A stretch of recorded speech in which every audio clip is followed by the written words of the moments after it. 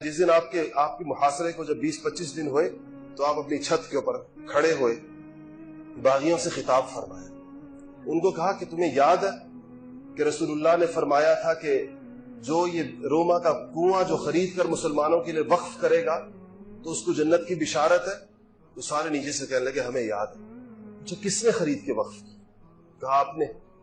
کہا تمہیں یاد ہے کہ رسول اللہ نے فرمایا تھا کہ جو مسجد نبوی کی توسیع کے لیے زمین کا ٹکڑا خرید کر اس کے اندر شامل کرے گا اس کے لیے جنت واجب ہے؟ کہا ہاں یاد ہے۔ کہا کس نے خریدا؟ کہا آپ نے خریدا۔ کہا کہ تمہیں یاد ہے کہ جیش العسرہ پہ رسول اللہ نے فرمایا کہ جو اس لشکر کو تیار کرے گا اور جو اس کے اندر پیسے لگائے گا اس کے لیے جنت کی بشارت ہے، اور مجھے جب میں نے یہ پورا کیا تو آپ نے فرمایا کہ آج کے بعد عثمان پر کوئی دوش نہیں۔ تو کہا ہمیں یاد ہے۔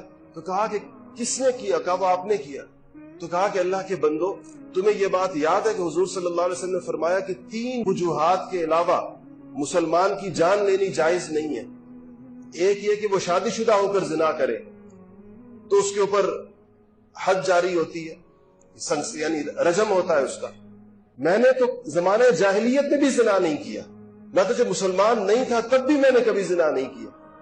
اور رسول اللہ صلی اللہ علیہ وسلم نے فرمایا کہ اس آدمی مسلمان کی جان لی جائے گی جو مسلمان ہونے کے بعد دوبارہ کافر ہو جائے، یعنی مرتد کی سزا موت ہے۔ تو میں تو کلمہ پڑھتا ہوں لا الہ الا اللہ محمد الرسول اللہ، میں تو مرتد نہیں ہوا۔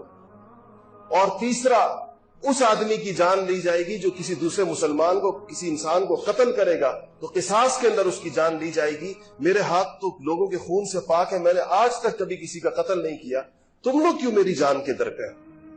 کہتے ہیں کہ ایسا یہ خطبہ تھا اور ایسا کھڑے ہو کر اس عمر کے اندر 82 سال آپ کی عمر تھی، لیکن نیچے مکان کے نیچے کھڑے جو بدبخت تھے، جو باغی تھے، اس کے باوجود ان کا دل نہیں پسیجا، اس کے باوجود ان کا دل نرم نہیں ہوا اس بارے میں۔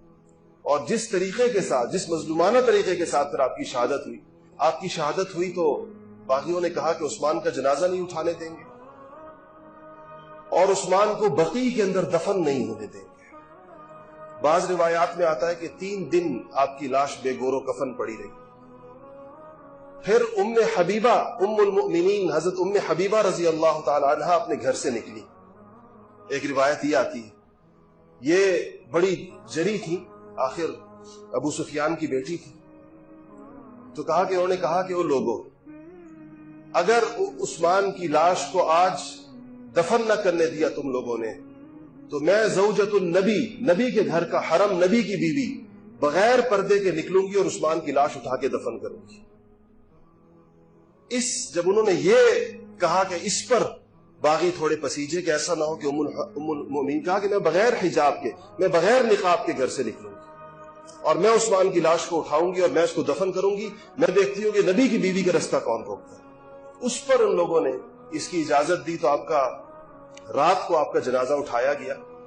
اور بعض روایات میں آتا ہے کہ جب باغیوں کو پتہ چلا کہ عثمان کا جنازہ ہے تو اپنے گھروں کی چھتوں سے پتھر پھینک کے اس جنازے کے اوپر۔ بقیع میں دفن سے منع کیا گیا تھا۔ ایک باغ تھا جو بقیع کے ساتھ بالکل متصل تھا اور خود عثمان غنی کی ملکیت تھا، اس باغ کے اندر ان کو دفن کیا گیا لے جا کر۔ پھر جب سیدنا امیر معاویہ رضی اللہ تعالی عنہ مدینہ منورہ تشریف لائے تو آپ نے اس باغ اور جنت البقیع کے درمیان جو دیوار تھی اس کو ختم کر کے اس کو جنت البقیع کا حصہ بنایا۔ اور یہ اب آپ جب دیکھتے ہیں کہ عثمان غنی کی جو قبر ہے وہ حضرت حضور صلی اللہ علیہ وسلم کی رضاعی والدہ کی قبر کے بالکل ساتھ ہے، اگر آپ دیکھیں تو وہ حلیمہ سعدیہ رضی اللہ تعالیٰ عنہ کی قبر کے ساتھ ہے۔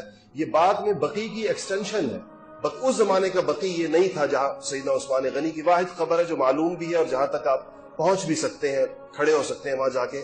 باقی قبروں کے تو نشانات تقریباً مٹا دیے گئے ہیں۔ احاطہ معلوم ہے کہ اس احاطے میں فلاں فلاں ہے، یہ اہل بیت کا احاطہ ہے، یہ حضور کی پھوپھیوں کا احاطہ ہے، اور اس طرح باقی احاطے معلوم ہے، لیکن بالتعیین قبر جو معلوم ہے ان بڑے صحابہ کے اندر وہ سیدنا عثمان غنی رضی اللہ تعالی عنہ کی۔